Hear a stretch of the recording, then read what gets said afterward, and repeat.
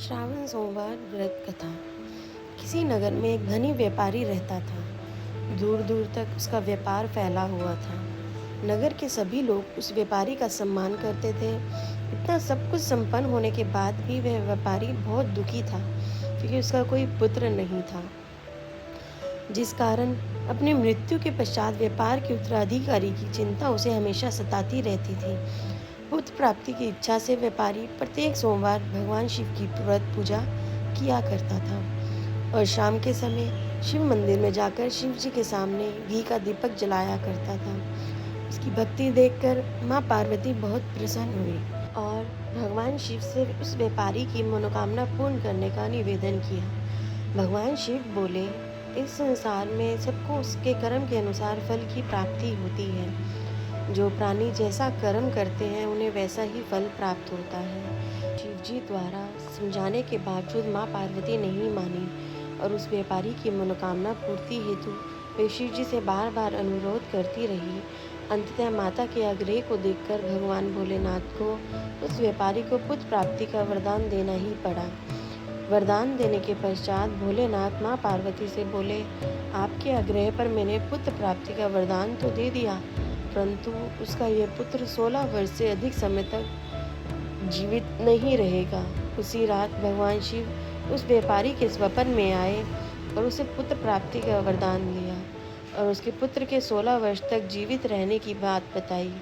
भगवान के वरदान से व्यापारी को खुशी तो हुई, लेकिन पुत्र की अल्प आयु की चिंता ने उसी खुशी को नष्ट कर दिया। व्यापारी पहले की तरह सोमवार के दिन भगवान शिव का विधिवत व्रत करता रहा। कुछ महीनों के बाद उसके घर एक अति सुंदर बालक ने जन्म लिया और घर में खुशियां ही खुशियां भर गई। बहुत धूमधाम से पुत्र जन्म का समारोह बनाया गया, परंतु व्यापारी को पुत्र जन्म की अधिक खुशी नहीं हुई, क्योंकि उसे पुत्र की अल्पायु के रहस्य का पता था। जब पुत्र 12 वर्ष का हुआ तो व्यापारी ने उसे उसके मामा के साथ पढ़ने के लिए वाराणसी भेज दिया। लड़का अपने मामा के साथ शिक्षा प्राप्ति हेतु चल दिया।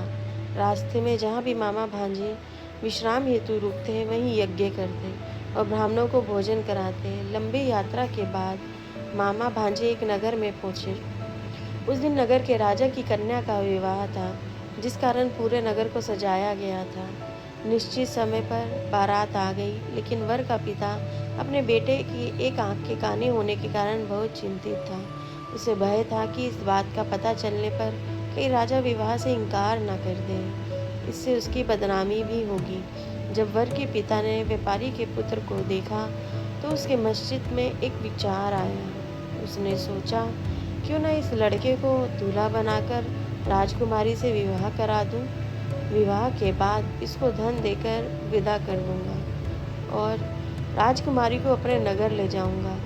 वर के पिता ने लड़के के मामा से इस संबंध में बात की। मामा ने धन मिलने के लालच में वर के पिता की बात स्वीकार कर ली। लड़के को दूल्हे का वस्त्र पहनाकर राजकुमारी से विवाह कर दिया गया। राजा ने बहुत सारा धन देकर राजकुमारी को विदा किया।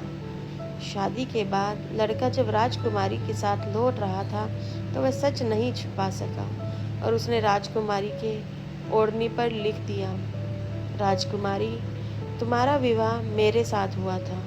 मैं तो वाराणसी पढ़ने के लिए जा रहा हूँ और अब तुम्हें जिस नवयुवक की पत्नी बनना पड़ेगा वह कान्हा है। जब राजकुमारी ने अपनी ओढ़नी पर लिखा हुआ पढ़ा तो उसने काने लड़के के साथ जाने से इनकार कर दिया।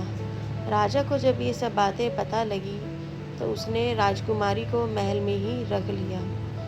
उधर लड़का अपने मामा के साथ वाराणसी में पहुंच गया और गुरुकुल में पढ़ना शुरू कर दिया। जब उसकी आयु 16 वर्ष की हुई तो उसने यज्ञ किया। यज्ञ की समाप्ति पर ब्राह्मणों को भोजन कराया और खूब अन्न वस्त्र दान दिए। रात को वह अपने शयन कक्ष में सो गया। शिव के वरदान के अनुसार शयनावस्था में ही उसके प्राण पखेरु उड़ गए। सूर्योदय पर मामा मृत भांजे को देखकर रोने पीटने लगा। आसपास के लोग भी एकत्रित होकर दुख प्रकट करने लगे और लड़के के मामा के रोने विलाप करने के स्वर समीप से गुजरते हुए भगवान शिव और माता पार्वती जी ने भी सुने। माता पार्वती ने भगवान से कहा, प्राणनाथ, मुझे इसके रोने के स्वर सहन नहीं हो रहे। आप इस व्यक्ति के कष्ट को अवश्य दूर करें। भगवान शिव ने माता पार्वती के साथ अदृश्य रूप में समीप जाकर देखा तो भोलेनाथ माता पार्वती से बोले, यह तो उसी व्यापारी का पुत्र है जिसे मैंने 16 वर्ष की आयु का वरदान दिया था। इसकी आयु पूरी हो गई है। माता पार्वती ने फिर भगवान शिव से निवेदन कर उस बालक को जीवन देने का आग्रह किया। माता पार्वती के आग्रह पर भगवान शिव ने उस लड़के को जीवित होने का वरदान दिया और कुछ ही पल में वह जीवित होकर उठ बैठा। शिक्षा समाप्त करके लड़के का मामा साथ अपने नगर की ओर चल दिया। दोनों चलते हुए उसी नगर में पहुँचे जहाँ उसका विवाह हुआ था। उस नगर में भी यज्ञ का आयोजन किया। समीप से गुजरते हुए नगर के राजा ने यज्ञ का आयोजन देखा और उसने तुरंत ही लड़के और उसके मामा को पहचान लिया। यज्ञ के समाप्त होने पर राजा मामा और लड़के को महल में ले गया और कुछ दिन उन्हें महल में रखकर बहुत सा धन वस्त्र आदि देकर राजकुमारी के साथ विदा कर दिया।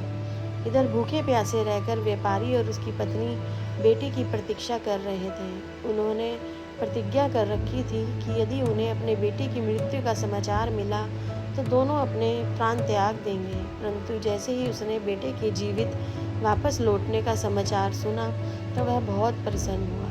वह अपनी पत्नी और मित्रों के साथ नगर के द्वार पर पहुंचा। अपने बेटे के विवाह का समाचार सुनकर पुत्र वधू राजकुमारी को देखकर खुशी का ठिकाना ना रहा। उसी रात भगवान शिव ने व्यापारी के स्वप्न में आकर कहा, हे श्रेष्ठ जी, मैंने तेरे सोमवार के व्रत करने और व्रत कथा सुनने से प्रसन्न होकर तेरे पुत्र को लंबी आयु प्रदान की है। पुत्र की लंबी आयु जानकर व्यापारी बहुत प्रसन्न हुआ। शिव भक्त होने तथा सोमवार का व्रत करने से व्यापारी की सभी मनोकामनाएं पूर्ण हुई। इसी प्रकार जो भक्त सोमवार का विधिवत व्रत करते हैं और व्रत कथा सुनते हैं उनकी सभी इच्छाएं पूर्ण होती हैं। धन्यवाद। हर हर महादेव।